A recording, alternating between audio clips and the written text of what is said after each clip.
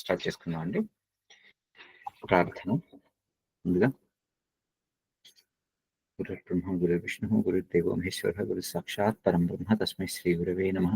శ్రీరామ రామ రామేతి రమే రామే మనోరమే సహస్రనామ తత్తుల్యం రామనామ వరాననే. వామే భూమిసుతా పురశ్చ హనుమాన్ పశ్చాత్ సుమిత్రాసుతః శత్రుఘ్నో భరతశ్చ పార్శ్వదలయోః వాయవ్యాధి కోణేశ్చ సుగ్రీవశ్చ విభీషణశ్చ వివరాట్ తారాస్తో జాంబవాన్ మధ్యే నీల సరోజ కోమల రుచిం రామం భజే శ్యామలం. శ్రీరామం భజే శ్యామలం. మనం ఉత్పత్తి ప్రకరణంలో ఉన్నామండి. ఉత్పత్తి ప్రకరణంలో అసలు ఈ ఉత్పత్తి ఇలా జరిగింది, సృష్టి అనేది ఎలా ఆవిర్భవించింది, సృష్టి అనేది మనోమయ సృష్టి అని అంటే ఏమిటి, అలానే బ్రహ్మగారు చేసిందంతా మానసిక సృష్టి అని, ఆ తర్వాత యాక్చువల్గా ఈ బ్రహ్మగారు అనే ఆయన ఆకాశానికి ఉద్భవించిన వాడు అని, అంటే కేవలం ఆకాశం అనేది ఒక శూన్యం అని అనుకుంటే ఆ శూన్యం నుంచి ఉద్భవించినటువంటి ఆయన ఈ సృష్టిని ఎలా చేశారు అనేటువంటి దాని నుంచి మనం ప్రారంభించుకొని వస్తున్నాం. ఇప్పుడు ఆకాశం శూన్యం అని అయితే శూన్యం నుంచి ఏదైనా ఎలా పుడుతుంది? అంతే కదా, శూన్యం నుంచి పుట్టేది శూన్యమే. మరి ఈ శూన్యం నుంచి పుట్టేది శూన్యమే అయితే శూన్యంలో నుంచి మరి అంటే ఆకాశం నుంచి వాయువు, వాయువు నుంచి అగ్ని, అగ్ని నుంచి నీరు, నీటి నుంచి భూమి, ఈ పంచభూతాలతో ఏర్పడినటువంటి ఈ సృష్టి ఎలా వచ్చింది? ఈ పంచభూతాలతో కూడినటువంటి ఈ దేహం ఎలా వచ్చింది? మరి ఎందుకంటే వీటన్నింటికీ కూడా ఆది శూన్యమే కాబట్టి మరి ఇదంతా కూడా శూన్యమే కదా అనేటువంటి ఒక మనకి ప్రశ్న తలెత్తుతుంది. ఎందుకంటే ఇదంతా శూన్యమే అంటే శూన్యం అంటే ఏమీ లేదు, అంతే కదా. ఏమీ లేనప్పుడు మరి ఏమీ లేని దాని నుంచి ఏం పుట్టింది, ఎలా పుట్టింది అనేటువంటి ప్రశ్న మరలా రాముల వారికి వచ్చింది. రాముల వారు అడుగుతారు కదా, మీరు ఇది ఈ శూన్యము, ఇది పృథ్వ్యాధిభూతరహితం అని వర్ణించారు, ఈ మనస్సు శుద్ధం అని అన్నారు, మరి పైగా ఈ మనస్సే ఈ బ్రహ్మగారు అని కూడా అన్నారు. మరి మీకు నాకు ఈ పాంచభౌతికమైనటువంటి శరీరాన్ని దాల్చడానికి ప్రాక్తన స్మృతి అంటే పూర్వజన్మ కర్మల యొక్క వాసన కారణమైనట్లుగా బ్రహ్మగారికి కూడా మరి ఏవైనా ఉన్నదా? ఇప్పుడు ఒక్క నిమిషం ఇక్కడ ఈ ప్రశ్న దగ్గర ఒక్క నిమిషం ఆగుదాము, ఆగి ఆలోచిద్దాం. శూన్యం నుంచి ఏదైనా ఎలా పుడుతుంది? నేను కళ్ళు మూసుకుని ఉన్నాను, కళ్ళు మూసుకుని చూశాను, మొట్టమొదట నాకు చీకటి కనిపించింది కదా. అంటే కళ్ళు మూసేసుకుంటే ఫస్ట్ వచ్చే ఆ గ్లాన్స్ కంప్లీట్ గా డార్క్. ఆ డార్క్నెస్ నుంచి ఇప్పుడు నా యొక్క ఆలోచన మొదలైంది. నా యొక్క ఆలోచన మొదలయ్యి ఆ ఆలోచనలో నా ఊహ కదిలింది. నా ఊహ నుంచి ఆ ఊహలో రకరకాలైనటువంటి చిత్రాలు చిత్రించబడ్డాయి. ఎక్కడ ఇదంతా కూడా? ఆ డార్క్నెస్ లో. అంటే ఈ డార్క్నెస్ నుంచి ఉన్నటువంటి ఈ ఆలోచనలో రకరకాల రంగులతో కూడినటువంటి ఒక ప్రపంచం సృజింపబడింది. ఎవరు సృజించారు? నేను అనేటువంటి ఒక అస్తిత్వంతో కూడినటువంటి ఒక ఆలోచన సృజించింది, అంతే కదా. ఇప్పుడు నాకు నేను అనేటువంటి ఒక అస్తిత్వం, ఇది నేను, ఇది నేనై ఉన్నాను. ఇప్పుడు తత్వమసి అంటే అదే కదా, అది నువ్వై ఉన్నావు అని చెప్పడమే కదా మహావాక్యం. ఏది నువ్వై ఉన్నావు? అనంటే, ఏది అయితే నేను అనేటువంటి స్పృహ కలిగి ఉన్నదో అదంతా కూడా ఆ కాన్షియస్‌నెస్సే కదా! ఎప్పుడైతే ఆహ్, నేను, నాది అనేటువంటి ఆ ఊహ దూరమైపోయిందో, అంటే నాకు అంటేటువంటి ఒక ఆలోచన నాకు ఎప్పుడైతే పోయిందో, అప్పుడక్కడ ఏమున్నది? ఆలోచించి చూస్తే. ఒక రకమైనటువంటి శూన్యమే గదా!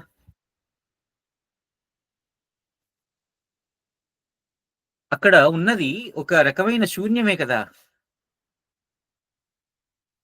సో, ఇప్పుడు ఈ శూన్యం నుంచి వచ్చినటువంటి ఆ ఆలోచన మాత్రమే, ఆ ఆలోచనలో వచ్చినటువంటి మాత్రమే నేను కళ్ళు మూసుకొని నేను చిత్రించినటువంటి ఒక ఊహా చిత్రం రకరకాల రంగులతో, రకరకాలైనటువంటి భావాలతో, రకరకాలైనటువంటి పదార్థాలతో ఏర్పడినటువంటిది.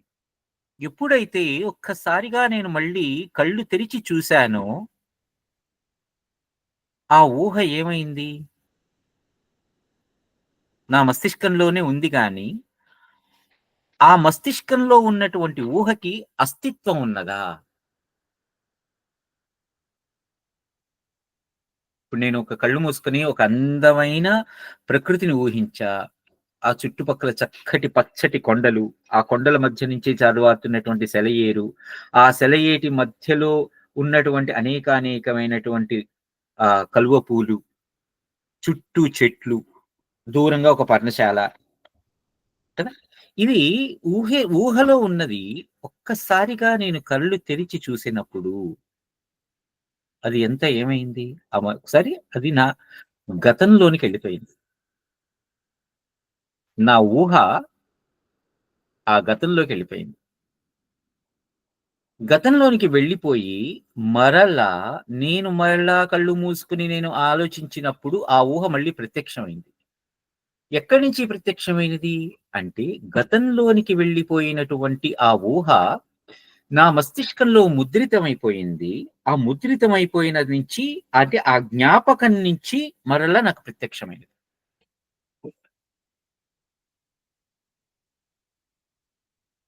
ఈ సృష్టి కూడా అటువంటిదే. ఈ ఉత్పత్తి అయినది కూడా ఆ ఆకాశజుడు అంటే ఆ ఆకాశం నుంచి అంటే శూన్యం నుంచి జన్మించిన వాడు అనేది కూడా ఒక ఊహ, ఒక కల్పితం.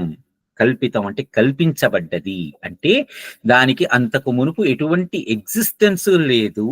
ఆ లేనటువంటి దానికి ఒక ఊహ మాత్రమే. అంటే ఈ శూన్యం నుంచి ఏదైనా ఎలా పుడుతుంది అనంటే కేవలం ఊహలో మాత్రమే. అంటే కేవలం ఒక ఆలోచనలో మాత్రమే ఏదైనా పుడుతుంది. మరి ఆ శూన్యానికి ఆహ్, ఆహ్, ఆహ్, ఆ సెల్ఫ్ అవేర్‌నెస్ అనేది ఉన్నదా? నేను అనేటువంటి ఒక భావన ఆ శూన్యానికి ఉన్నదా? అసలు మనం ఇదంతా మాట్లాడుకుంటూ ఉంటే ఒక పిచ్చి భావనలా లేదు? శూన్యమేమిటి? శూన్యానికి ఊహ ఏమిటి? ఆ ఊహ గురించి మనం మాట్లాడేటువంటి అస్తిత్వం ఏమిటి? ఆ అస్తిత్వానికి మళ్ళీ జ్ఞాపకం ఏమిటి? ఆ జ్ఞాపకం నుంచి మళ్ళా ఇంకొక అస్తిత్వం ఏర్పడటం ఏమిటి?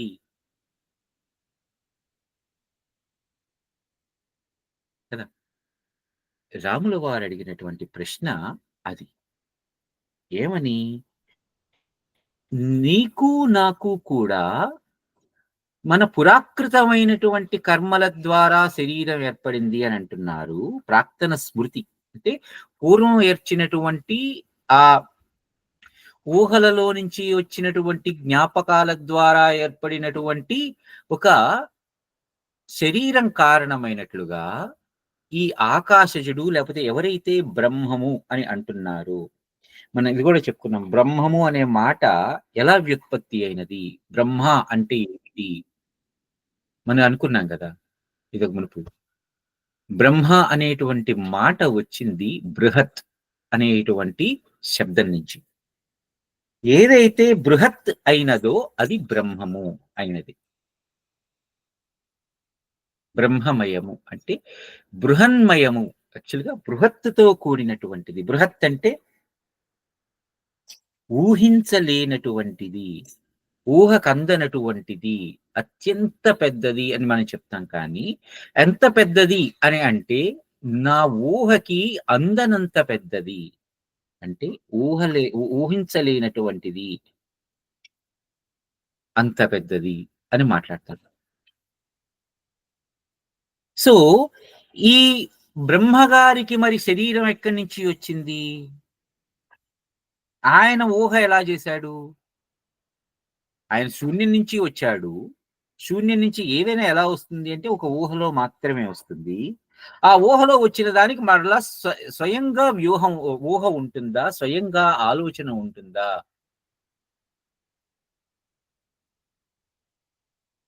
అంటే ఉండొచ్చు. ఎందుకంటే ఏదైనా ఊహించొచ్చు గాబట్టి.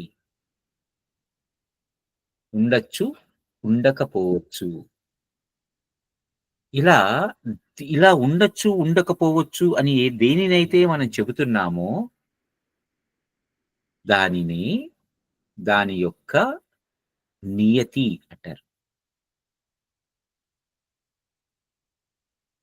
ఇది మనకి మన ఇంకా ముందర ఇంకా చాలా స్పష్టంగా చెప్తారు వశిష్ఠ మహర్షి. సరే మనం మళ్ళా ఇక్కడ ప్రస్తుతం రాముల వారికిను, వశిష్ఠ మహర్షికి జరుగుతున్నటువంటి ఆ సంభాషణ దగ్గరికొద్దాం. రాముల వారు అడుగుతున్నదేంటి? నీకు నాకు కూడా ఈ పాంచభౌతికమైనటువంటి దేహం దాల్చడానికి కారణమైనటువంటి పురాకృతమైనటువంటి వాసనలు ఏవైతే ఉన్నాయో అవి ఆయనకి ఉన్నాయా? ఆయనకి మరి శూన్యం నుంచి వచ్చాడంటున్నారు కదా! ఆయనకి ఏమైనా ఉన్నాయా? అనంటే వశిష్ఠ మహర్షి చెప్తున్నారు. నాన్న నువ్వే అన్నావు కదా! పురాకృతమైనటువంటి కర్మల వాసనలతో ఏర్పడినటువంటిది ఈ లింగ శరీరం అని. మరి ఆయనకి లింగ శరీరం అంటూ ఏమీ లేదు కదా! ఆ లింగ శరీరం అంటూ లేనప్పుడు ఆయనకి పురాకృత కర్మలంటూ ఏమైనా ఉన్నాయా? పురాకృతం చేసినటువంటి ఏమైనా వాసనలు ఉన్నాయా? అంటే లేనట్టే గదా ఇప్పుడు. మరి ఆయన యొక్క దేహం ఎటువంటిది? అంటే ఇక్కడ మనకి మొట్టమొదటిసారిగా కొన్ని మాటలు పరిచయం చేస్తున్నారు. ఆతివాహిక దేహం, ఆతి భౌతిక దేహం. ఆతివాహిక దేహం అంటే ఏమిటి? ఆతి భౌతిక దేహం అంటే ఏంటి? భౌతికం అంటే తెలుసు కదా! భూతాలతో ఏర్పడినటువంటిది. అంటే పంచభూతాలతో ఏర్పడినటువంటి ఒక ఫిజికల్లీ ఎగ్జిస్టింగ్ దానిని మనం ఆది భౌతిక దేహం అంటాం. మరి ఆతివాహికం అంటే మనకి సూక్ష్మ శరీరం, స్థూల శరీరం, కారణ శరీరం అని చెప్తారు కదా! స్థూల శరీరం అంటే పంచభూతాలతో ఏర్పడినటువంటిది. పాంచభౌతికమైనటువంటిది. సూక్ష్మ శరీరం అంటే కేవలం ఊహించటానికి మాత్రమే ఉన్నటువంటిది. ఎందుకంటే అది సూక్ష్మమైనది. అంటే ఎంత సూక్ష్మం? ఇంత సూక్ష్మమైనది అని నువ్వు ఊహించగలవో అంతకన్నా సూక్ష్మమైనది. దానికంటూ ఫిజికల్ ఎగ్జిస్టెన్స్ ఉన్నదా? నీ ఊహలో, నీ ఆలోచనలో, కేవలం నీ మస్తిష్కంలో మాత్రమే, నీ మనస్సులో మాత్రమే అది ఉన్నది. అయితే ఇక్కడ పైగా చెప్తున్నారు వశిష్ఠ మహర్షి. సర్వేషామేవ దేహౌద్భౌ భూతానాం కారణాత్మనాం అజస్య కారణాభావాత్ ఏక ఏవాతి దేవ దేహికః ఏవ అతిదేహికః సర్వాసాం భూతజాతీనాం ఏకోజః కారణం పరం అజస్య కారణం నాస్తి తేనాసావ ఏకదేహినాన్ ఏకదేహవాన్ అంటే ఈ పంచభూతాలతో కూడినటువంటి ప్రాణులందరికీ కూడా 2 శరీరాలున్నాయి. ఒకటి ఆతివాహికము, ఒకటి ఆది భౌతికము. కానీ ఆయనకి ఆయన శరీరం ఈ భూతాలతో ఏర్పడినటువంటిది కాదు. ఎందుకంటే ఈ భూతాలన్నీ కూడా ఆయన ఊహించినవి, ఊహ నుంచి సృజింపబడినవి మాత్రమే. ఎందుకంటే శూన్యం నుంచి ఏదైనా ఎలా పుడుతుంది? కేవలం ఊహలో మాత్రమే.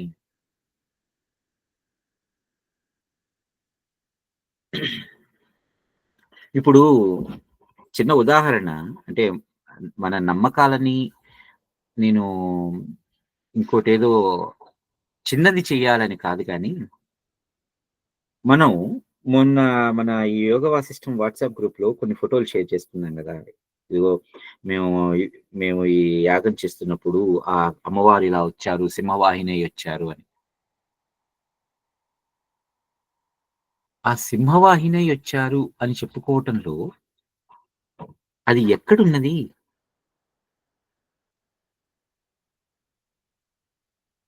మనం అమ్మవారిని ఇలా ఉంటారు అనేటువంటి ఒక ఊహ చేసాం. రమణ గారు చెప్పండి మీరేదో చెప్పబోతున్నారు. ఆ! అయితే ఇదంతా మనకి దేవుడు అంటే ఇలా ముక్కు, కళ్ళు మనిషిలాగే ఉండాలి అని ఎందుకంటే మనం తొందరగా దానికి అలవాటు పడతామని మనకి చెప్పిన రూపం తప్ప, ఆ! దేవుడంటే ఇలాగే ఉండాలనేముంది? అది ఒక శక్తి. దాన్ని మనం ఒక తొందరగా మనకి దగ్గరగా ఉండడానికి మనం అనుకుంటున్న ఒక ఒక ఒక అనుభూతి, ఒక ఫీలింగ్ అంతే గదా! అంతే కదా! అంతే కదా! అంతేగాని అదే అలాగే ఉండాలి అనేం లేదు. అది మన కదా! ఊహకి దగ్గరగా ఉంచుకోవడం కోసం. అంతే. కదా! అంటే ఇప్పుడు మనం ఆ రూపాన్ని మనం అలా ఊహించుకున్నాం. ఆ ఊహ మనకి ఆ చిత్రంలో మనకు కనిపించింది. దాంతో మనం అదిగో అమ్మవారు వచ్చారు. సింహవాహిని అమ్మవారొచ్చారు అని మనం అనుకున్నాం. మనం పోల్చుకున్నాం. పోల్చుకోవటం కూడా ఊహతోనే గదా! అది. సో, ఇక్కడ మనకి చెప్పేదేంటి?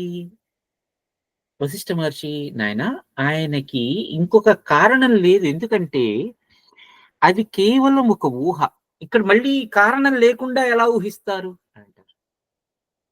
ఇప్పుడు మనం నేను పడుకున్నాను, నిద్రపోతున్నాను. నాకొక కల వచ్చింది. ఆ కలని నాకు ఇది కావాలి అనేటువంటి ఊహంచి నేను చేశానా? ఒక కారణంతో చేశానా? ఆ కల నాకలా ఊహించానా?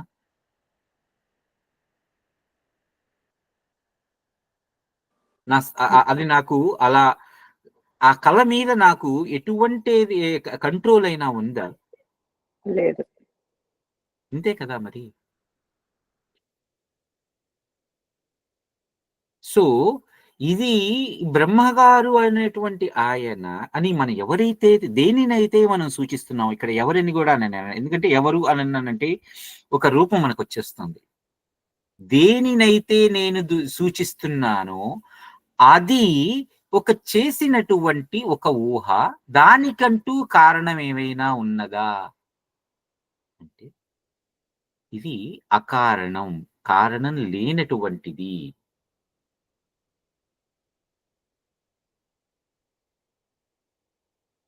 ఈ ఈయనకి భౌతికమైనటువంటి శరీరము లేదు. పైగా ఈయన చిత్ అనేటువంటి ఒక ఆకాశ రూపంలో ప్రకాశిస్తున్నాడు. చిదాకాశ రూపమున ప్రకాశిస్తున్నాడు అంటారు.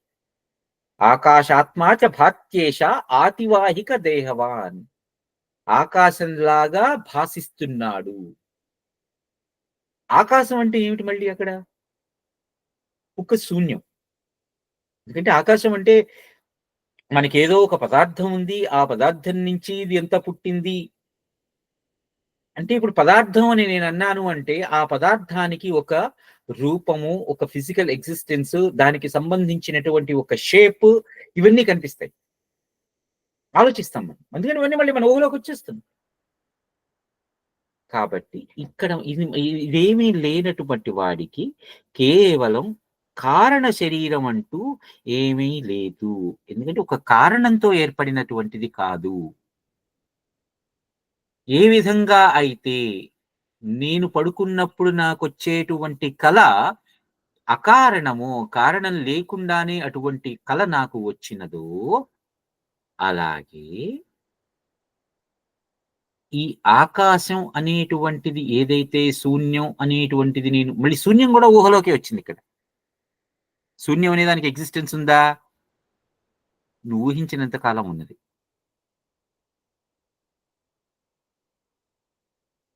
అప్పుడు ఇంకా అది శూన్యం ఎలా అవుతుంది?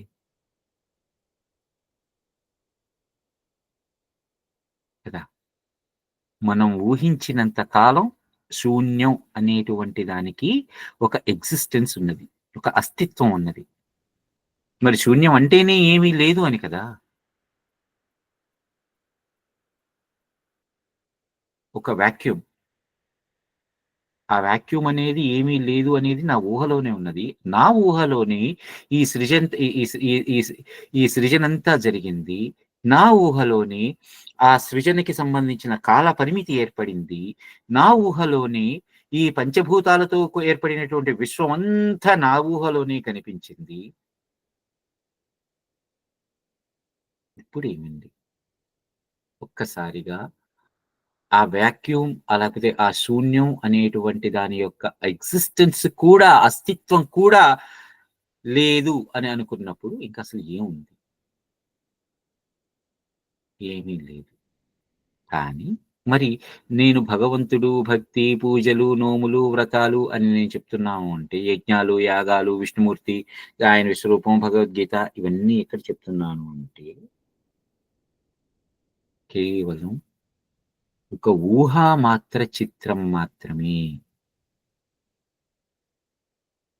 ఇది మనకి ఈ సృష్టి అనేటువంటి దాని యొక్క ఉత్పత్తి అనేటువంటిది ఎలా జరిగింది? బ్రహ్మగారు చేసినటువంటి కేవలం ఒక ఊహ అంటే యాక్చువల్‌గా మనకి కొన్ని కొన్ని చోట్ల చెప్తారు. హిరణ్యగర్భుని యొక్క సంకల్ప మాత్ర సృష్టి ఇది. అంటే కేవలం ఆయన ఊహిచ్చాడు ఇలా ఉంటుంది అనేటువంటిది. అంటే ఇంకా దాన్ని మించి ఇంకా మనం పైకి వెళ్లి చూస్తే మన భావన ఇది. ఏది? శూన్యము.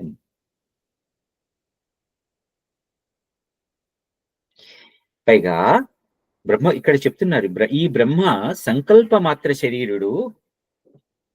ఈ బ్రహ్మ సంకల్ప మాత్ర శరీరుడు. పృథ్వ్యాది భూతముల క్రమ సంబంధం ఇతనికేమీ లేదు. ఈయన ఆకాశం అనేటువంటి శరీరాన్ని దాల్చి ఈ ప్రజా సమూహాన్ని సృష్టించాడు. ఇప్పుడు ఒక చిత్రకారుడున్నాడు. వాడి మస్తిష్కంలో ఒక అందమైన చిత్రం ఏర్పడింది. దానిని సృజించడానికి, దానిని ఫిజికల్‌గా ఎగ్జిస్టెన్స్‌లోకి తీసుకురావడానికి వాడికి కావాల్సినటువంటిది ఒక క్యాన్వాసు, రంగులు, తర్వాత దాన్ని పట్టి నిలబెట్టేటువంటి ఒక స్టాండు కదా!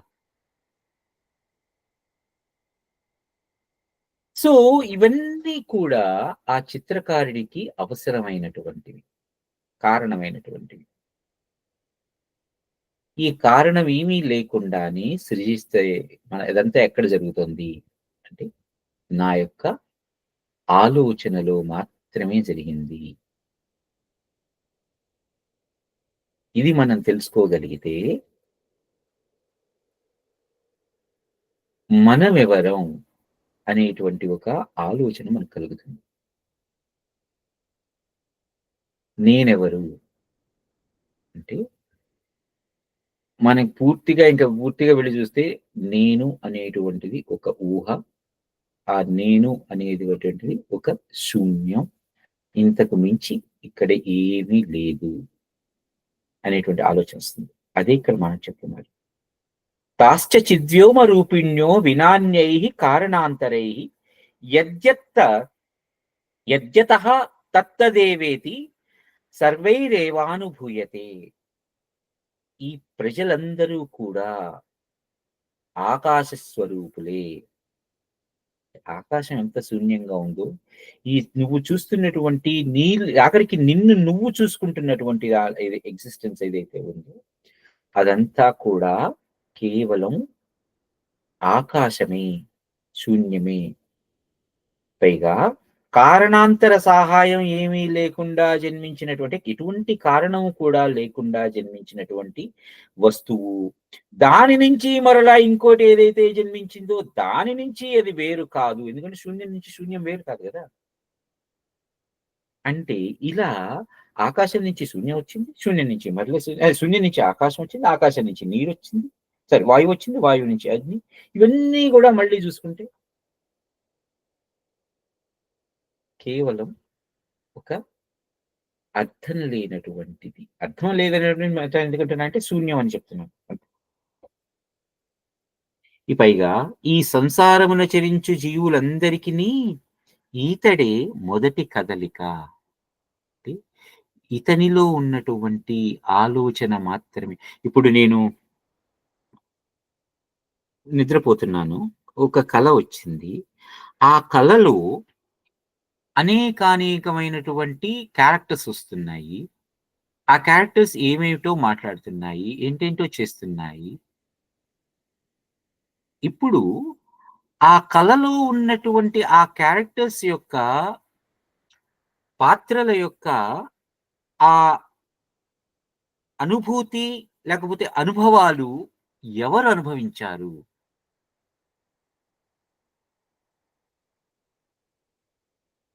నేనే కదా! ఎందుకంటే అన్ని పాత్రల యొక్క చిత్రణ నా యొక్క కలలోనే, నా యొక్క స్పృహలోనే జరిగింది. ఆ స్పృహలోనే ప్రతి పాత్ర కూడా మాట్లాడుతోంది. ప్రతి పాత్ర తాను చేయాల్సిన పని చేస్తుంది. ఇదంతా ఎక్కడ చేస్తుంది? నా కలలో. నా కలలో చేసేటువంటి ఈ ఈ ఈ చిత్రమంతా కూడా ఎవరు చేస్తున్నారు?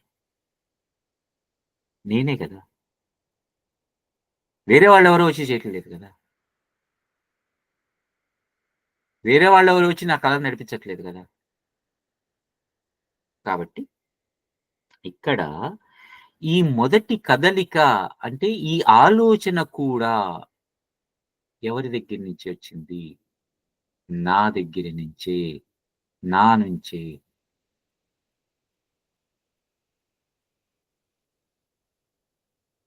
కాబట్టి ఇదంతా కూడా చిన్మాత్రాకారమే. ఇదంతా కూడా కేవలం ఆ చైతన్యమే. శూన్యానికి చైతన్యం ఉంటుంది అని అన్నారనుకోండి. అసలు శూన్యానికి చైతన్యం ఏమిట్రా? శూన్యమే అంటే ఏమీ లేదు. దానికంటూ ఒక చైతన్యం ఎక్కడుంటుంది? శూన్యానికి ఒక కాంతి ఉంటుంది. సత్ ఉంటుంది. శూన్యం అంటావు, మళ్ళీ సత్ అంటావు. సత్ అంటే అది అది ఉన్నది అని కదా! దాని యొక్క అస్తిత్వం కదా సత్ అనేది. మరి దానికేంటి? నీ ఊహ ఉన్నంత వరకు అది ఉన్నది. ఎప్పుడైతే నీ ఊహ పోయిందో దానికి లేదు. అది లేదు. అందుకనే మన పెద్దవాళ్ళు, ఋషులు వీళ్ళందరూ కూడా సమాధి స్థితితో ఆ స్థితిలోనే ఉంటారు. లేకపోతే ఉండడానికి ప్రిఫర్ చేస్తారు అని ఎందుకంటే అక్కడ వారి ఊహ సమాప్తమైపోతుంది. బయటకి ఎలా ఉన్నప్పుడు రమణ మహర్షి లాంటి వాళ్ళుంటారు. బయటికి ఎలా ఉన్నా కూడా వారి యొక్క అస్తిత్వం ఎటువంటిది భౌతికంగా మరి ఆ దేహంతో ఉన్నంత కాలము కూడా వాళ్ళు ఎలా ఉన్నా కూడా ఎల్లప్పుడూ కూడా వారికంటూ ఒక ఓన్ ఎగ్జిస్టెన్స్‌ని వారు ఫీల్ అవ్వలేదు.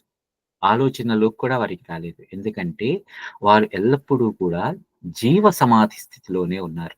అంటే ఒక రకంగా మనకి కనిపించేటట్లుగా జీవంతో ఉన్నా, అంటే భౌతికంగా ఈ దేహంతో ఉన్నా, వారు ఎల్లప్పుడూ కూడా అది లేనటువంటి స్థితిలోనే, ఆ సమాధి స్థితిలోనే వారున్నారు.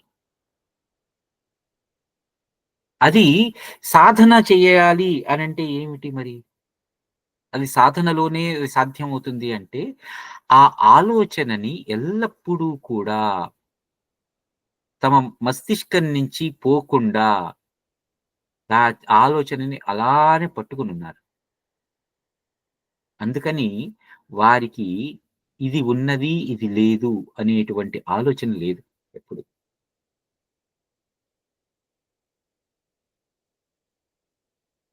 బ్రహ్మా సంకల్ప పురుషః పృథ్వ్యాది రహితాకృతిః కేవలం చిత్తమాత్రాత్మ కారణం త్రిజగత్స్థితేః. ఈయన వివర్జిత చిత్తమాత్ర శరీరుడు.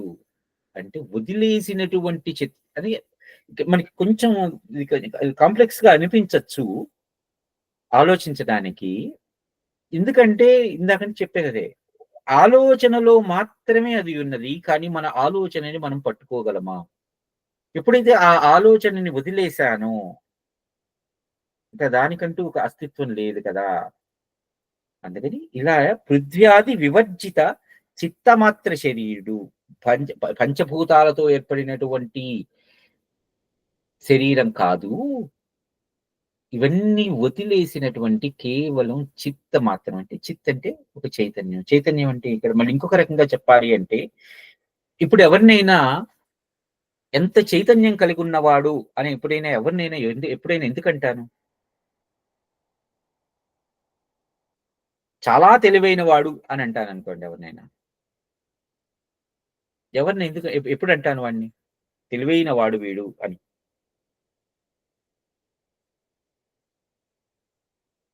అంటే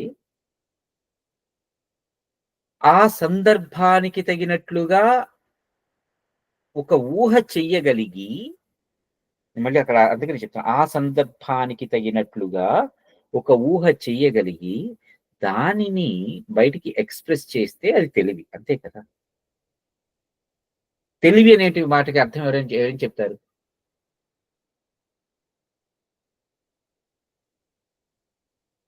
తెలివి అనే మాట నా మస్తిష్కంలో అంటే నా మెదడులో ఒకటి కదిలింది ఒక ఆలోచన.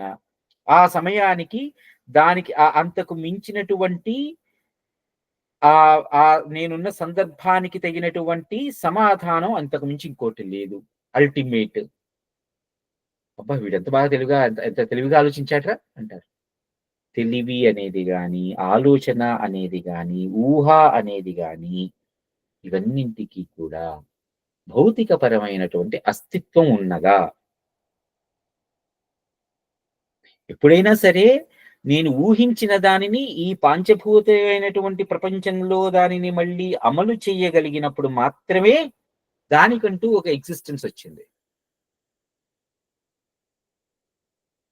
అంతవరకు కదా! సో, ఇలా ఇవేవి లేనప్పుడు ఏమున్నది తెలివి అనేది? ఆ చైతన్యం అంటే అదే గదా! ఇమ్మీడియేట్‌గా ఒక ఆలోచనని ఆ సందర్భానికి తగినట్లుగా ఒక ఆలోచనని చెయ్యగలిగి, దానికి ఒక సమాధానాన్ని చెప్పగలిగే వాడైతే, వాడు తెలివైన వాడంటాం. అంతే గదా! అట్లా ఆ తెలివినే ఇప్పుడు చైతన్య అనొచ్చు కదా! చైతన్యం. సో, ఇలా పంచభూతాలు లేనటువంటి ఒక సత్ మాత్ర ఒక చిత్ మాత్రమే ఉన్నటువంటి ఆ తెలివి గల అంటే, ఆ ఆలోచన, ఆ ఊహ ఇవే గదా! తెలివి అంటే. సో, వాటికి సంబంధించిన చిత్ మాత్ర శరీరుడు. పైగా ఈయన సంకల్ప పురుషుడు అంటారు బ్రహ్మగారిని. సంకల్పం ద్వారా ఏర్పడినటువంటిది. లేకపోతే ఒక సంకల్పం చేయగలిగినటువంటిది. మనం ఇప్పుడు దానికి సమాసాలు చెప్పాలనుకోండి. సంకల్పం ద్వారా ఏర్పడినటువంటి పురుషుడు. లేకపోతే ఒక సంకల్పం చేయగలిగినటువంటి పురుషుడు. ఒక సంకల్పంచే వచ్చినటువంటి పురుషుడు. ఈ బ్రహ్మ.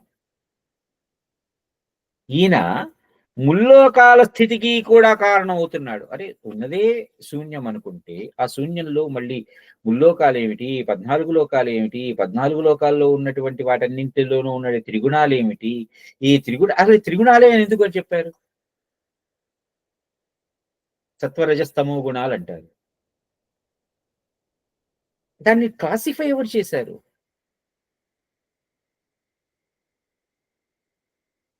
ఒక్క నిమిషం ఆలోచిస్తే దాన్ని క్లాసిఫై ఎవరు చేయాలి? సత్వ, రజస్, తమో గుణాలనేవి. మనం ఎవరం చేయటానికి? భగవంతుడు చెప్పాడు. ఎవడు చెప్పాడు భగవంతుడు? ఎవడున్నాడు భగవంతుడు అనేవాడు ఇక్కడ? కేవలం నాకన్నా కూడా అత్యధికమైన ఇప్పుడు మనకి భగవంతుడిని అనేటువంటి వాడికి డెఫినిషన్ ఏమిస్తారు? షడ్గుణాలతో కూడుకున్నవాడు భగవంతుడు అంటారు. ఆ షడ్గుణాలు ఏమిటి? హ్మ్. భగవంతుడు అనే వాడికి డెఫినిషన్ ఏమిటి అంటే సంభర్తృత్వం అంటే భరించేటువంటి వాడు, నేతృత్వం, తర్వాత గమయతృత్వం, తర్వాత సృష్టత్వం, సర్వ శరీరత్వం, సర్వభూతాంతరత్వం. ఇలా ఈ 6 గుణాలు కలిగిన వాడు.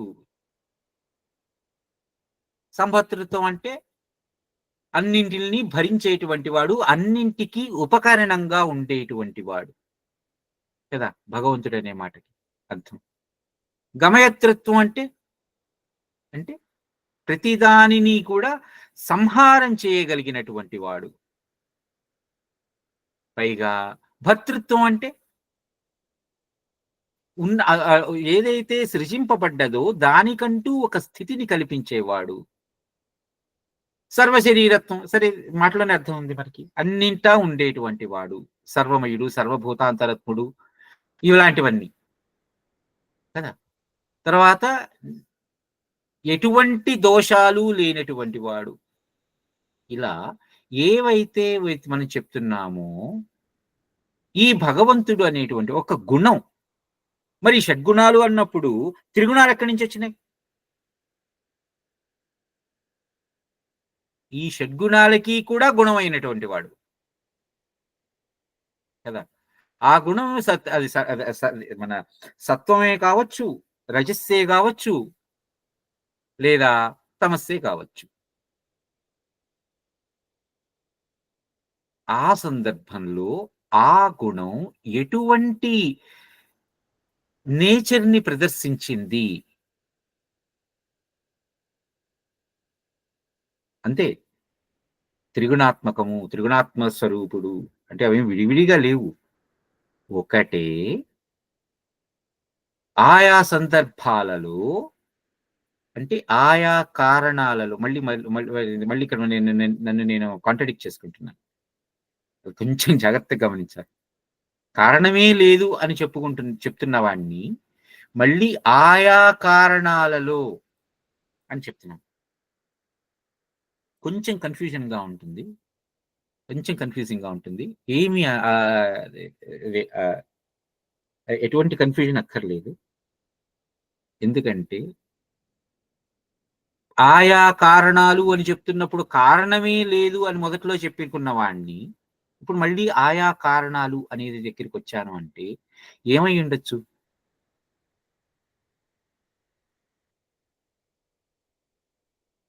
అంటే ఒక ఊహలో మళ్ళీ మొదటికొచ్చాను. ఒక ఊహలో దానికి ఇలా ఉండొచ్చేమో, అలా ఉండొచ్చేమో, ఇంకోటి ఏమైనా చెయ్యొచ్చేమో అనేటంతగా ఉన్నటువంటిది ఆ పదార్థం ఏదైతే ఉన్నదో అది ఆయా సందర్భాలలో ఎటువంటి గుణాన్ని ప్రదర్శిస్తుందో, ఎటువంటి క్యారెక్టరిస్టిక్స్ ని చూపిస్తూ ఉన్నదో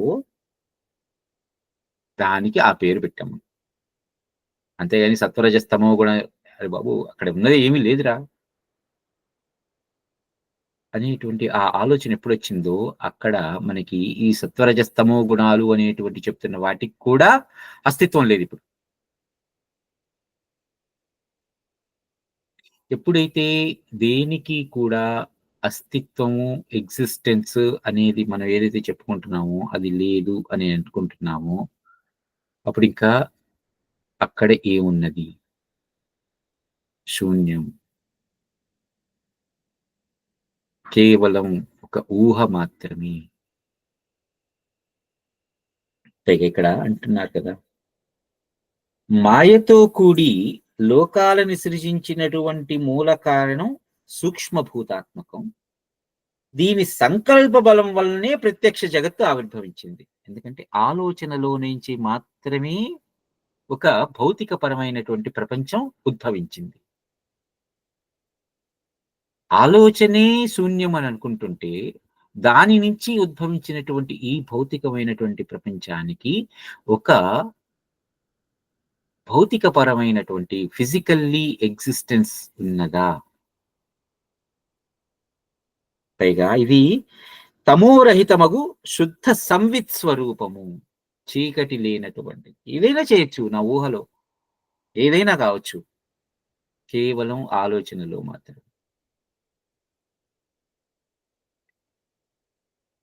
పైగా ఫస్ట్ చెప్తున్నది ఇక్కడ మొదట్లో చూడండి. ఆది భౌతిక జాతేన నాస్యోదేతి పిశాచిక అసత్యా మృగతృష్ణేవ మిథ్యా జాడ్య భ్రమప్రద. అసలు మొట్టమొదటగానే నువ్వు అనుకుంటున్నటువంటి ఈ పంచభూతాలతో కూడినటువంటి ఈ విశ్వం సృజింపబడలేదు. అప్పుడు మృగతృష్ణ అంటే ఎండమావిలాగా ఉన్నటువంటి భ్రమదాయకమైనటువంటి ఈ విశ్వం, ఈ ప్రపంచం అనేది దానికంటూ అస్తిత్వం అనేటప్పుడు లేదు అని అనుకుంటే, అది ఇంకా దాని నుంచి వచ్చేటువంటి కోరికలు, వాసనలు, తృష్ణ ఇవన్నీ ఏమిటి?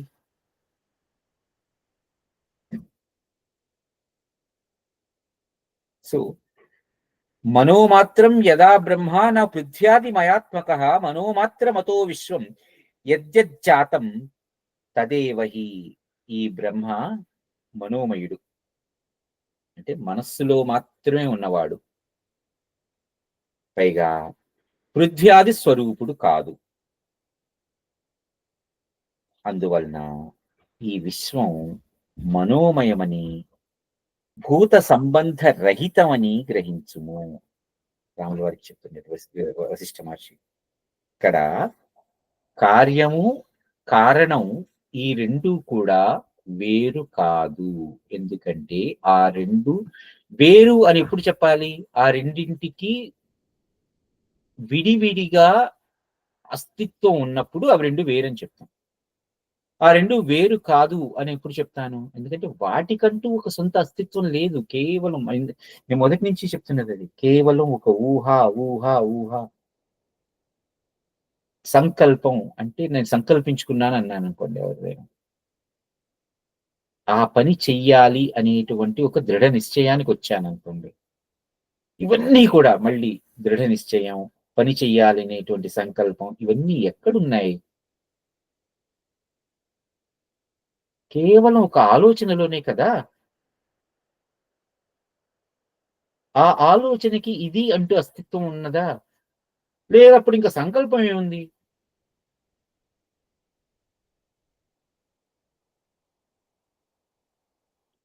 అజస్య సహకారీణి కారణాని న సంతి యత్ తజ్జస్యాపి న సంత్యేవ తాని తస్మాత్ కానిచిత్. అంటే జన్మరహితుడైనటువంటి బ్రహ్మకి అజస్య అంటే జన్మ లేనటువంటి వాడు. అజుడు అంటే అదే కదా! జన్మించని వాడు. జన్మ లేనటువంటి వాడు. వాడికి ఈ సహకారి కారణాలు అంటూ ఏమీ లేవు. అందువలన ఆ బ్రహ్మము నుండి జనించినటువంటి ఈ జగత్తుకు కూడా ఎక్కడా కూడా ఎటువంటి సహకారి కారణాలు లేవు. అంటే ఈ ఈ ఉత్పత్తి చెయ్యటానికి సంబంధించినటువంటి సహకారం అందించేటువంటివేవి కూడా లేవు. ఎందుకంటే అసలు ఉన్నది అసలు అక్కడ ఏమీ లేదు. దానికంటే ఇంకేముంటుంది? అయితే మనంతా ఇప్పుడు ఎక్కడున్నాం? అదేంటి ఇంత ఇంత ఇంత మాట్లాడుతున్నది నా ఎదురుగుండా ఇంత కనిపిస్తున్నది ప్రపంచం. ఇన్ని చెట్లు, ఇన్ని పుట్టలు, ఇన్ని పక్షులు, ఇన్ని జంతువులు, లేకపోతే ఇంత ఇంత ఇంత మానవ సంచారం, ఇంత అభివృద్ధి, ఇంత జరుగుతున్నది ఎక్కడి నుంచి జరుగుతుంది? ఎలా జరుగుతుంది? మరి అంతా ఈ లేదు అని ఎలా నమ్మమంటారు?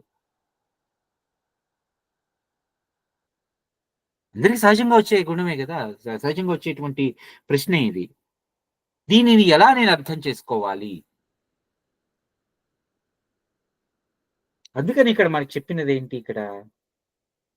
ఈయన మాయ నుంచి మాయ అంటే అర్థం? మాయ అంటే ఒకప్పుడు ఉండి మరొకప్పుడు లేనటువంటిది. లేకుండా చేసేటువంటి కార్యం. అదే గదా మాయ అంటే. ఒకప్పుడు ఉండి, ఒకప్పుడు లేకుండా చేసేటువంటి ఆ పరిస్థితి ఏదైతే ఉందో, ఆ కార్యం ఏదైతే ఉందో, లేకపోతే ఆ ఆ సందర్భం ఏదైతే ఉన్నదో దానినే మాయ అంటాం. ఒకప్పుడు ఏముంది? నా ఊహ ఉంది. అది లేకుండా ఉంది అంటే ఆ ఊహ పోయింది. సో, ఎప్పుడైతే నేను ఊహిచ్చానో, ఆ ఊహలో నుంచి ఇవన్నీ పోయినాయో, ఇదంతా కూడా మనకి భాగవతం కొన్ని కొన్ని చోట్ల చెప్తుందండి. ఒకటి మొట్టమొదటగా వచ్చినప్పుడు మహత్తత్వం పుట్టింది అంటారు. ఫస్ట్ వచ్చింది. అక్కడ మనకి మూడవ స్కందంలో భాగవతంలోని మూడవ స్కందంలో ఒక సందర్భం వస్తుంది. మహత్తత్వ వర్ణనము, విరాట్ పురుషుని స్వరూపము అని ఒకటొస్తుంది. 2 అధ్యాయాలుంటాయి. మహత్తత్వము అంటే ఏంటి? మహత్తత్వ వర్ణనం అంటారు. మొట్టమొదటగా ఇదంతా కూడా సింగులర్ సింగులారిటీలో అంటే ఏకం అనేటువంటి దాంట్లోకి వచ్చినప్పుడు, ఆ ఏకం నుంచి మహత్తత్వం జన్మించింది.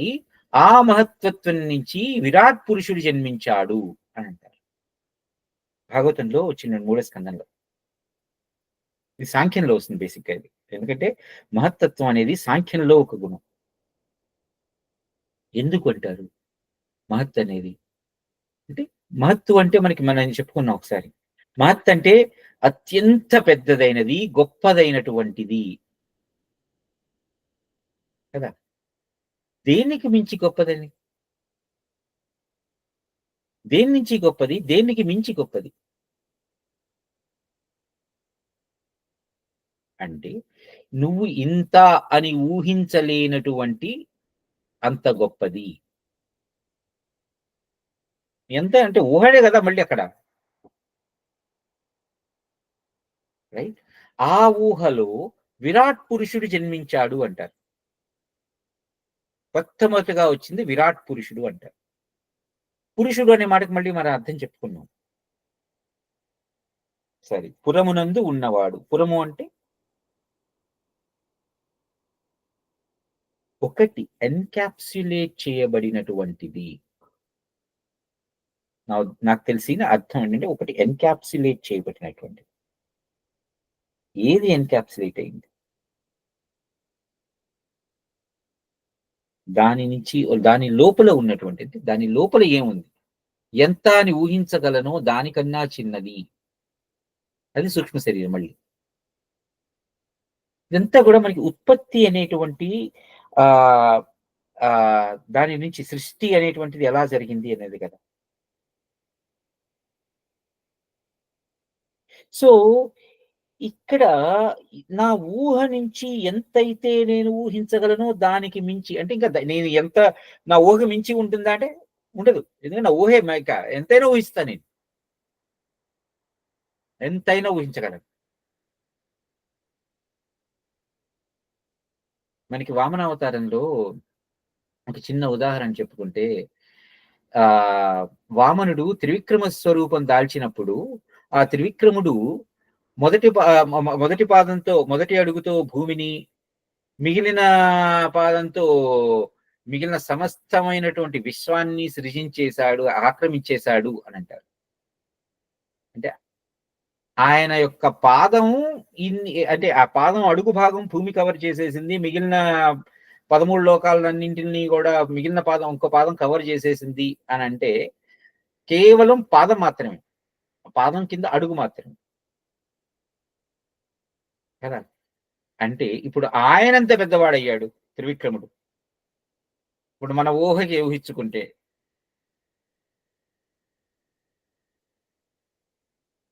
ఒక్కసారి ఆలోచించండి. సో, ఇది ఇంత అని ఊహించలేనటువంటిది అని మళ్ళీ చెప్తారు. కానీ ఎందుకు ఊహించలేను? నేను ఎంతైనా ఊహిస్తా. ఊహే గదా! సో, ఎంతైనా నేను ఊహించుకుంటూ, పెరుగుతూ, పెరుగుతూ వెళ్తూ ఉంటే ఆహ్, ఇప్పుడు మనకి ఆహ్, ఆహ్, ఆహ్, పోతన గారి పద్యం ఉంటుంది గదా! ఇంతింతై ఒటుటింతై నభోవీధిపై తానంతై అని. ఇంతింత పెరుగుతున్నాడు, పెరుగుతున్నాడు, పెరుగుతున్నాడు, పెరుగుతుంది. ఎంతైనా పెరుగుతాడు. ఎందుకంటే అది ఊహలోనే.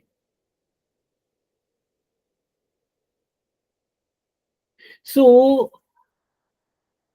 ఇక్కడ ఇదంతా జరుగుతున్నది అనంటే, ఏది జరిగింది? ఏం జరగట్లేదు? అనేటువంటి మళ్ళీ ఊహలోకి వచ్చేస్తే, ఇప్పుడు మళ్ళీ నా యొక్క సెల్ఫ్ ఎగ్జిస్టెన్స్ అనేది ఎక్కడుంది?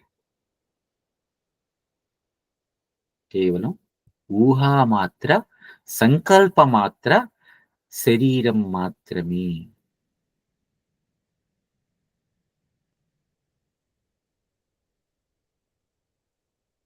నేను కొంచెం పాజ్ ఇస్తున్నాను. ఎందుకంటే కొంచెం అర్థం చేసుకొని మన ఊహలోకి వెళ్ళి, మనం ఊహించుకుంటూ ఇంత ఇలా ఉంటుంది, ఇలా ఉండొచ్చు అనేటువంటి ఆలోచన. అంతే. మనసా తన్యతే సర్వమసదేవేద మాతతం యథా సంకల్ప నగరం యథా గంధర్వ పత్తనం. ఒక సంకల్ప నగరం. మనం ఊహించినటువంటి ఒక సంకల్పం. కల్పించబడినటువంటిది. ఎంత బాగా అంటే సంకల్పం సమ్యక్ కల్పయతి. ఎంత బాగా కల్పించుకున్నావో అంత సంకల్పంతో. గంధర్వ పట్టణం అంటే ఒక గంధర్వుల నగరం లాగా, అంటే అది మాయాతో కూడినటువంటిది. యాక్చువల్‌గా గంధర్వుల నగరం అంటే మాయలతో కూడినటువంటి నగరం. అది ఏ మాయ ఏదైనా ఊహించుకో, ఏదైనా చేసేసేయి, ఏదైనా చేసేసుకో. అలా ఈ మనస్సే నీ యొక్క సంకల్ప నగరం గంధర్వపురంలాగా మిథ్యమైనటువంటిది ఈ విశాలమైనటువంటి ఈ ప్రపంచాన్ని కల్పిస్తున్నది మనస్సు. ఆధిభౌతికత నాస్తి రజ్వామివ భుజంగత బ్రహ్మాదయ ప్రబుద్ధాస్తు కథం తిష్టంతి తత్ర తే. ఒక తాడులో పాముని నువ్వు ఊహించావు అంతే. కానీ తాటిలో పాము ఉందా? చీకట్లో అడుగు పడ్డప్పుడు మెత్తగా కాలికి తగిలితే అది పామేమో అని ఒక్క నిమిషం భయపడిపోయాం. తర్వాత ఎప్పుడైతే వెలుగు పడ్డదో అది తాడు అని తెలిసిన తర్వాత అందులో అంతకు మునుపు నేను నా మనస్సులో ఒక్క నిమిషం భయం ఏమని ఆక్రమించింది? ఇది పామేమో. అంటే ఆ పాము అనేటువంటి రూపం నా మనస్సులో కదిలింది. అది కేవలం ఊహే మళ్ళీ. అలా ఎప్పుడైతే ఆ తాటిలో నాకు పాము అనేది లేదు అని తెలిసిందో, అంటే అక్కడ నా ఊహ పోయిందో, నాకు ఇక భయమంటూ ఉన్నదా? లేనప్పుడు అలానే విధంగా వాస్తవానికి ఆ తాటి యందు నేను ఒక ప్రాణిని ఊహించా. అలానే ఈ జగత్తులో కూడా భూతతత్వం ఏమీ లేదయ్యా రామా! బ్రహ్మాదులు, తత్వజ్ఞులు ఇంకా అంటే తత్వం తెలిసిన వాళ్ళు. వాళ్ళ యందు ఈ భూతతత్వం ఎలా ఉంటుంది? భూతత్వం ఎలా ఉంటుంది? వాళ్ళల్లో ఎప్పుడైతే తత్వం తెలిసిన వాళ్ళు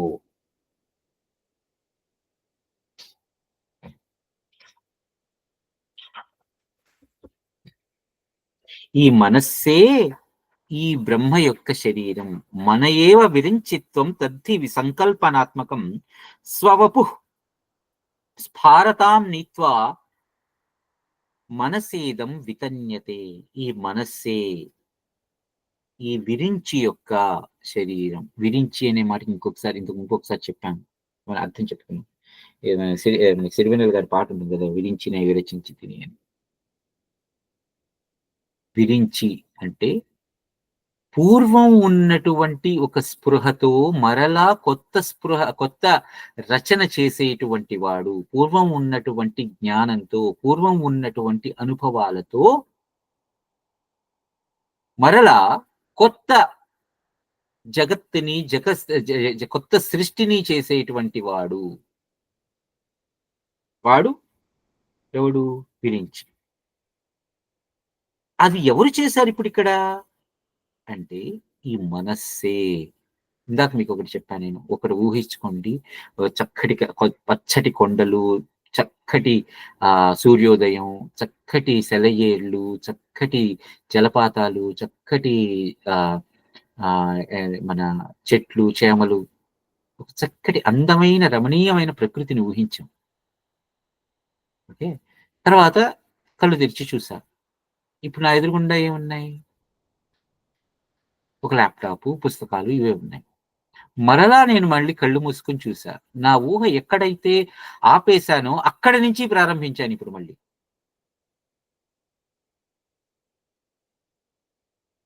రైట్? విరించి తత్వం అంటే అది. పూర్వం ఉన్నటువంటి ఈ జ్ఞాల ఈ జ్ఞాపకాలతో, ఈ జ్ఞానంతో కొత్తగా మరలా కొత్త ఊహ చేయగలిగినటువంటి ఆ ఊహ ఎటువంటి ఊహైనా కావచ్చు. ఇప్పుడు నా ఊహలో అగ్నిపర్వతం బద్దలైనట్టు చెప్పొచ్చు. లేపోతే భూకంపాలొచ్చినట్టు చెప్పొచ్చు. సునామీలు వచ్చినట్టు చెప్పొచ్చు. ఏదైనా చెప్పొచ్చు. అందమైన ప్రకృతికి, రమణీయంగా ఉన్నటువంటి ప్రకృతికి ఒక విపత్కరమైనటువంటి పరిస్థితిని సృజించొచ్చు.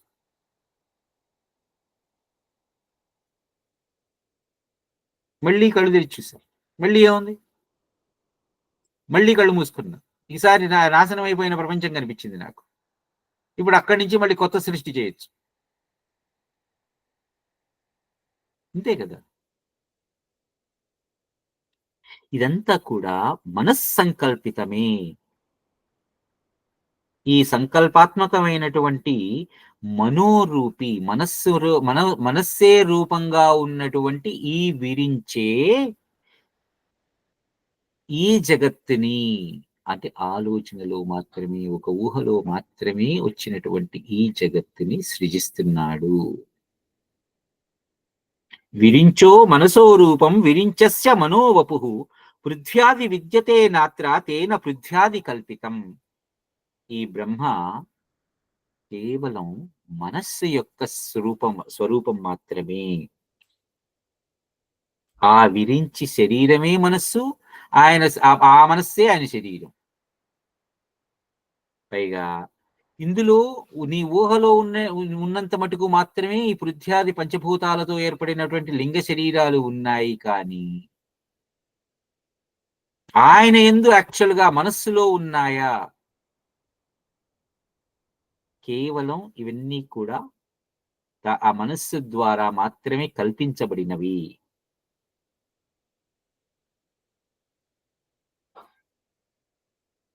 ఒక విత్తనంలో ఒక చెట్టుని మనం ఊహించగలిగినట్లుగా మనస్సులో ఈ దృశ్య సమూహాలన్నీ కూడా ఇమిడిపోయున్నాయి.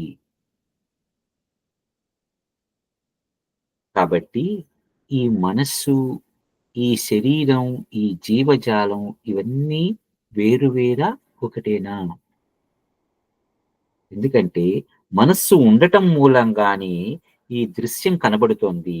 మనస్సు లయమైపోతే దృశ్యం కూడా లయమైపోతుంది. మనస్సునున్నటువంటి స్వప్న సంకల్ప మనోరాజ్యములను చూసినట్లుగా దృశ్యమును కూడా హృదయముననే మనస్సులోనే చూస్తున్నాం. ఇందాక నుంచి మనం చెప్పుకున్నది కళ, ఒక స్వప్నము.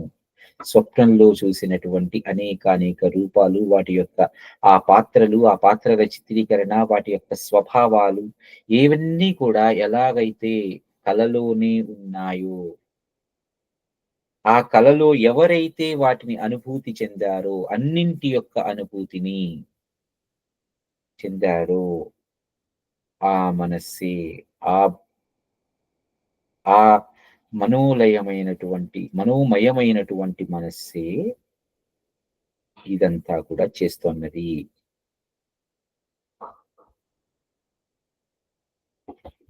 ఈ దృశ్యం ఒకవేళ నువ్వు చూస్తున్నటువంటి భౌతికంగా చూస్తున్నటువంటి దృశ్యమే నిజంగా ఎగ్జిస్టెన్స్‌లో ఉన్నది అనుకో. వాస్తవమైనదే అనుకో. అప్పుడు నీకు నీ యొక్క దుఃఖ శాంతి ఎప్పటికీ జరగదు. ఇది కేవలం మనోమయమైనటువంటి ప్రపంచం మాత్రమే అని అనుకున్నప్పుడు, నా మనస్సు ఎక్కడైతే లయించిపోతుందో, నా వాసనలన్నీ కూడా ఎక్కడైతే లయించిపోతాయో, అక్కడ శాంతి అనేది దొరుకుతుంది.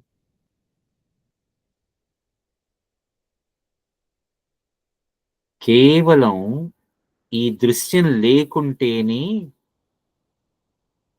భావశాంతి అయినటువంటి కేవలత్వంలోనే మోక్షాన్ని పండితులు పొందుచున్నారు. దానిని మోక్షత్వం అంటారు. దాన్నే మోక్షమయము లేకపోతే ముక్తి. ఎక్కడైతే ఈ భావశాంతి కలుగుతున్నదో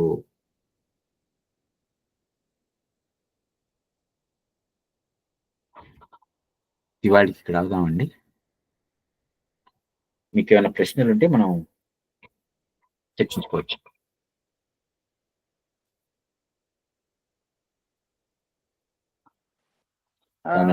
ప్రశ్నలు ఏం లేవు, కానీ మన ఆకాశము ఉత్పత్తిని మన యొక్క కళకి సామీప్యంగా, మన యొక్క ఊహాత్మకమైన కళకి మనం అనుభవించే కళకి సామీప్యంగా చెప్పడం అనేది అంటే మనకి అర్థం అవడానికి కోసం బాగా చెప్పారు. అసలు ఒకవేళ అసలు మనిషికి కళే రాకపోతే అసలు ఈ దేంతో చెప్పుండేవాళ్ళు అని నా ఆలోచన అన్నమాట. ఎక్సలెంట్. మనకి జాగ్రత్త, స్వప్న, సుషుప్తి, తర్వాత నాలుగోది జాగ్రత్త, స్వప్న, సుషుప్తి అంతే కదా. ఇంకో ఉందా? నాలుగో స్టెప్ ఉందా మురళి? నాలుగోది ఏంటి? తురియం. తురియం. జాగ్రత్త, స్వప్న, సుషుప్తి, తురియం. ఈ 4 అవస్థలు ఉంటాయి మనిషికి.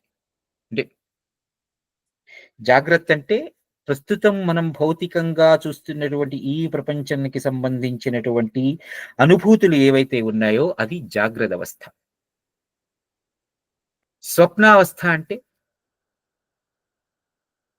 కళ్ళు మూసుకుని నేను నిద్రకి ఉపక్రమించినప్పుడు కళ్ళలో ఆ నిద్రలలో నాకు కనిపించేటువంటి ఊహ స్వప్నం. సుషుప్తి అంటే గాఢమైనటువంటి నిద్ర. ప్రపంచం ఏమైపోతున్నా కూడా తెలియకుండా గాఢంగా పడుకుంటే అది సుషుప్తి. సుప్తి బేసిక్గా. సుప్తి అంటే నిద్ర. మనకి అందుకనే మహాభారతంలో సౌప్తిక పర్వం అంటారు కదా. సౌప్తిక పర్వంలో మన అశ్వత్థామ గారు చివరికి వచ్చి ఉపపాండవుల్ని, ధృష్టద్యుమ్నుని, శిఖండిని వీళ్ళందరినీ చంపేయటం, 20,000 మంది సైనికులని కూడా అటు మన పాంచాల సైనికులు కానీ వీళ్ళెవరైతే ఉన్నారో 20,000 మంది ఆల్మోస్ట్ వాళ్ళందరినీ కూడా గంటన్నర వ్యవధిలో ఊచకోత కోసేస్తాడు అశ్వత్థామ. సౌప్తిక పర్వం. ఎందుకంటే సుప్తిలో అంటే నిధులలో, గాఢమైనటువంటి నిధులలో ఉన్నటువంటి వాళ్ళని సౌప్తిక పర్వం. తురీయం అంటే ఒక తూష్ణీభావంతో ఉన్నటువంటి ఒక మనస్సు ఎక్కడ మనస్సుని లయింపజేసేసుకుని ఒక సమాధి స్థితిలోనికి వెళ్ళిపోయి ఒక అవ్యయానంద స్థితిలోకి వెళ్ళిపోవటం అనేది తురీయం. రమణ మహర్షి లాంటి వాళ్ళు. అదే నేను సుషుప్తిని తురియానికి కన్ఫ్యూజ్ చేస్తాను. ఎందుకంటే సుషుప్త్యావస్థలో ఉన్నాం మనం. ఇప్పుడు గాఢమైనటువంటి నిద్రలో ఉన్నప్పుడు ఆ గాఢమైనటువంటి నిద్రలో కూడా మనం ఎక్కడున్నాం, ఏం చేస్తున్నాం, ఎలా ఉన్నాం ఏం తెలియదు. ప్రపంచం ఏమైపోతుందో కూడా తెలియదు మనకి. అది గాఢమైనటువంటి నిద్ర. మళ్ళీ బయటకు వచ్చేస్తాం. కొంతసేపటికి మనంతటా మనమే బయటకు వచ్చేస్తాం. కానీ తురీయ అవస్థలోకి వెళ్ళిపోయిన వాళ్ళు జీవన్ముక్తులు ఉంటారు. రమణ మహర్షి లాంటి వాళ్ళు, రామకృష్ణ పరమహంస లాంటి వాళ్ళు, వివేకానందులు లాంటి వాళ్ళు, వీళ్ళందరూ కూడా ఇప్పుడు మనకి సమర్థ రామదాస్ గారు, వీళ్ళందరూ కూడా ఆత్మతత్వాన్ని తెలుసుకున్నటువంటి వాళ్ళు ఎవరైతే ఉన్నారో వాళ్ళు ఎల్లప్పుడూ కూడా తురీయ అవస్థలో ఉన్నారు. బయటికి ప్రపంచానికి లోపల మనకి కనిపిస్తున్నట్టుగా భౌతికమైనటువంటి దేహంతోనే ఉన్నట్లుగా ఉన్నా లోన ఎల్లప్పుడూ కూడా వాళ్ళు ఈ భౌతికమైనటువంటి శరీరానికి కాకుండా ఎల్లప్పుడూ కూడా ఒక అవ్యయానందమైనటువంటి ఆ సమాధి స్థితిలోనే ఉంటాను. ఉన్నారు.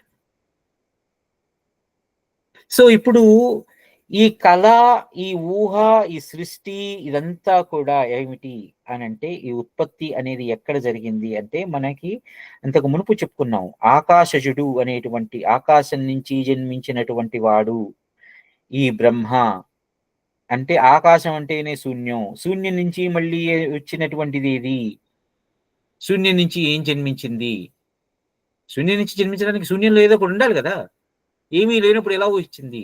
అంటే కేవలం ఒక ఊహలో మాత్రమే. ఇది కేవలం ఆ ఆకాశంలో ఉన్నటువంటి ఆ ఆకాశజుడు అనేటువంటి వాడి యొక్క ఊహ. వాడు చిత్తామాత్రం, చైతన్య మాత్రం అనేటువంటి ఆ ఊహ నుంచి మాత్రమే ఈ పంచభూతాత్మకమైనటువంటి ఈ విశ్వం ఆవిర్భవించింది అని చెప్పుకుంటాం. అది.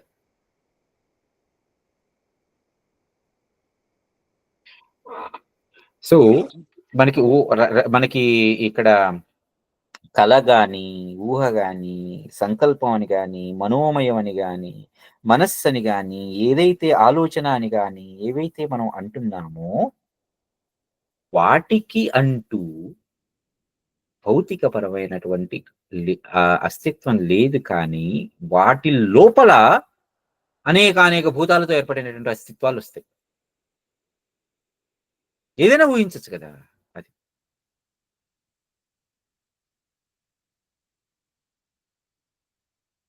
నేను మీకు తృప్తి కలిగేటట్టుగా సమాధానం చెప్పగలిగాననుకుంటున్నాను ఆ! రమణ గారు. అవునండి. అవునండి. డెఫినెట్‌గా. చాలా చక్కగా చెప్పారు. సరే. ఇవాళ ఇక్కడ ఆగుదామండి. చాలా సంతోషం అండి. థాంక్స్. ధన్యవాదాలు. జై శ్రీరామ్ అందరికి. జై శ్రీ